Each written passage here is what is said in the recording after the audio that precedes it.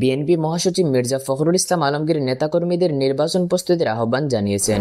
আমরা তো বলেছি এই লড়াইটা হচ্ছে আমাদের গণতন্ত্রের লড়াই, অর্থাৎ আমরা বাংলাদেশে একটা গণতান্ত্রিক রাষ্ট্র প্রতিষ্ঠা করতে চাই। নির্বাচনের জন্য প্রস্তুত হন, মানুষের কাছে যান, যেন সবাই বুঝতে পারে বিএনপি ছাড়া উপায় নেই। তিনি বলেন, নির্বাচন যত দেরি হবে দেশ তত পিছিয়ে যাবে, বিনিয়োগ আসবে না, বিচার ব্যবস্থা ও আইন শৃঙ্খলা ভেঙে পড়বে। তাই দরকার একটি নির্বাচিত সরকার যার ভিত্তি জনগণ। আজ সিলেটের পাঠানটুলার সানরাইজ কমিউনিটি সেন্টারে যুক্তরাজ্য বিএনপি সভাপতি এম এ মালিক আয়োজিত বেগম খালেদা জিয়ার রোগ মুক্তি ও তারেক রহমানের দীর্ঘায়ু কামনায় দোয়া মাহফিলে তিনি এসব কথা বলেন। তিনি বলেন, সিলেট আমাদের জন্য পুণ্যভূমি, এখানে ইসলামের আলো ছড়িয়েছেন হযরত শাহজালাল ও শাহপুরান রহমতুল্লাহি আলাইহি। এছাড়া তারেক রহমানের শ্বশুরবাড়ি হওয়ায় সিলেট আরো প্রিয়। তিনি অন্তর্বর্তীকালীন সরকারের প্রধান উপদেষ্টা ডক্টর মোহাম্মদ ইউনূসকে ধন্যবাদ জানিয়ে বলেন, তারেক রহমানের সঙ্গে লন্ডনে বৈঠক করে ২৬শে ফেব্রুয়ারির মধ্যে নির্বাচনের সময় নির্ধারণ করেছেন, এজন্য তাকে ধন্যবাদ জানাই। আমি ধন্যবাদ জানাতে চাই আমাদের অন্তর্বর্তীকালীন সরকারের প্রধান উপদেষ্টা ডক্টর ইউনূসকে,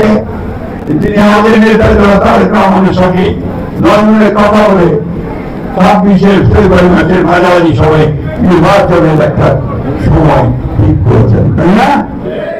তিনি আরো বলেন, আমরা এমন একটা রাষ্ট্র চাই যেখানে মানুষ বাক স্বাধীনতা পাবে, নিরাপত্তা পাবে, কর্মসংস্থান থাকবে, যেখানে কথা বলতে পারবে, বাক স্বাধীনতা থাকবে, যেখানে আমার ছেলেরা যারা কাজ পায় না তারা কাজের সুযোগ পাবে, নারীরা সুরক্ষা পাবে। এই নতুন বাংলাদেশ গড়ার লড়াই শুরু করেছি তারেক রহমানের নেতৃত্বে। তিনি শহীদ রাষ্ট্রপতি জিয়াউর রহমানের অবদানের কথা উল্লেখ করে বলেন, শহীদ প্রেসিডেন্ট জিয়াউর রহমান বহুদলীয় গণতন্ত্রকে ফিরিয়ে নিয়েছে, মানুষের বাক স্বাধীনতাকে ফিরিয়ে দিয়ে, কথা বলার স্বাধীনতাকে ফিরিয়ে দিয়ে, সংবাদপত্রের স্বাধীনতাকে ফিরিয়ে দিয়ে নতুন সুযোগ সৃষ্টি করেছে। তিনি বহুদলীয় গণতন্ত্র ফিরিয়ে এনেছেন। যখন শেখ মুজিব একদলীয় শাসন চালু করেছিলেন, নেতাকর্মীদের উদ্দেশ্যে বলেন, জনগণের ভালোবাসা পেতে হলে ত্যাগ করতে হবে। কেউ যেন বলতে না পারে আমরা চাঁদাবাজি বা দখল করেছি। এ সময় তিনি বলেন, সিলেটের যেখানে বেগম খালেদা জিয়া সমাবেশ করেছিলেন সেখানে এবার তারেক রহমানকে নিয়ে দেখা হবে।